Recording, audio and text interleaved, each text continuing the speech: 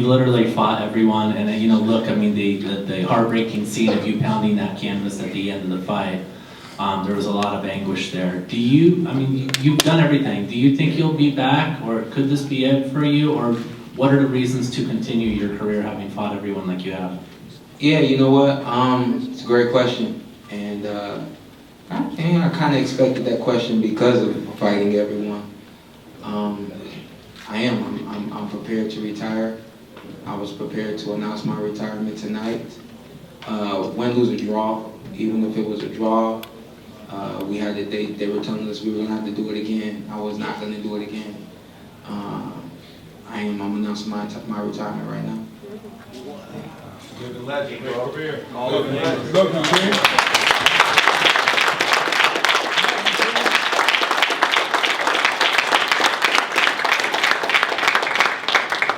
One of the guys I admire in this sport is Andre Ward, and I heard he had me up on the scorecard, so shout out to Andre Ward.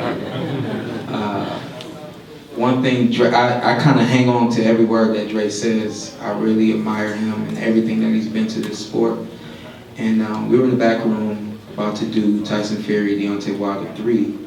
Someone comes up to him, all of the talk about Ward Canelo. And they said, "Come on, champ, you know you got one left in you." And he said, "Why can't I just have one more left in me?" And the guy was confused. Meanwhile, I'm like, you said it all right there.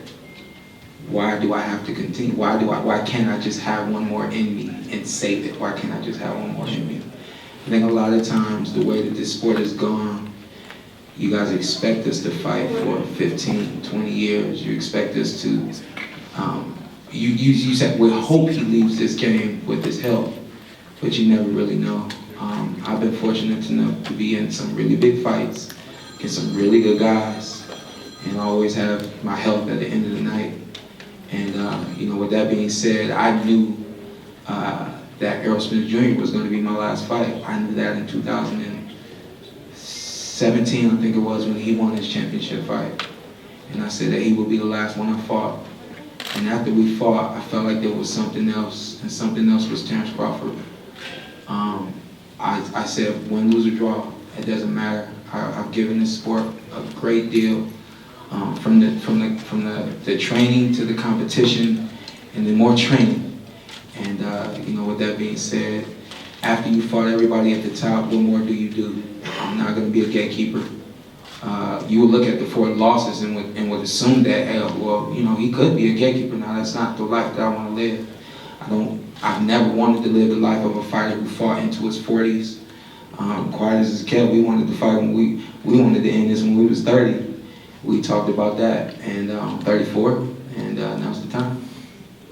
That being said, was that point in your mind as you made the stoppage, that knowing that this was probably going to be his last fight? He didn't know, unless he had feelings of his, some sentiments of his own, but this is a conversation we haven't had. No knock against Shawn in terms of who he is, but as he mentioned earlier, when he thought that Errol Spence would be the last fight, maybe before he fought him, he thought that. I'm his father. I knew that. So I knew everything that was going to happen with him before it happened. So this was something that was coming, not to be negative towards him, but because I'm his father, I could see these things. Jeff, you can attest to this. I can see it in the training. I can see it in the movements. I can see it in looking at the clock to see how long I got to be here today. I can see it. The most important thing, more important than anything else, and I smiled, not just because it was you, Jeff, but I appreciate what you said, and I smiled. But I smiled because someone said I was criticized. Please, criticize me. Go right ahead. I love it. Because at the end of the day, this is where we at right now. We are at the end. We're at the end. Tomorrow morning, I will be able to look out of my window at his house, right across the street from me. I will be able to play with my little G-man, those are my grandsons. I will be able to walk my dog over to his house. I will be able to hug my daughter-in-law. And I will be able to love on my son. So we won before we got here. We were already winning. It's just what's expected in the ring, but in the biggest part of this picture, when this thing is over with, I'm still his father. He's still my son, right? And we get to do that part. There's a long life of that. There's a whole bunch of that to go on, you know? So, you know, I just saw things that told me that it was time. Go ahead, Steve. Kenny, I know that you're hard on your son in the gym. I've seen that firsthand. Is it a relief now that you could just be his father instead of his trainer? Did that weigh on you at all the last couple of years, or even in this situation? Absolutely, absolutely. But when you say I'm hard on him, you got to understand the reasoning for that is exactly what we dealt with tonight. You know, I'm hard to the point of, listen, man, I need you to protect yourself. I need you to go home to your wife. I need you to go home to your kids. I need you to be able to play ball with them. I need you to still play ball with me.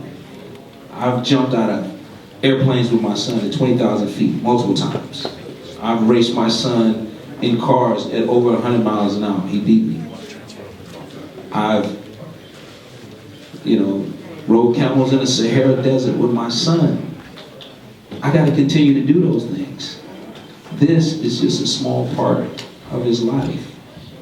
And people would ask me some time ago, he had over 270 some amateur fights. They say, why you fight him so much? Why?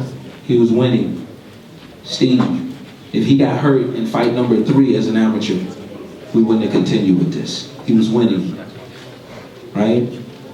He may have been right in this fight, right there with the guy. It was a surprise for me that he went down. And I've never seen him go like that. And then what happened after that, he got hurt again, and I saw him at a deficit. He didn't have everything it took to protect himself. And coming in here, I wasn't seeing that same thing going on, protecting himself. So the most important thing is that I'm able to walk away from here and he's safe. That's it.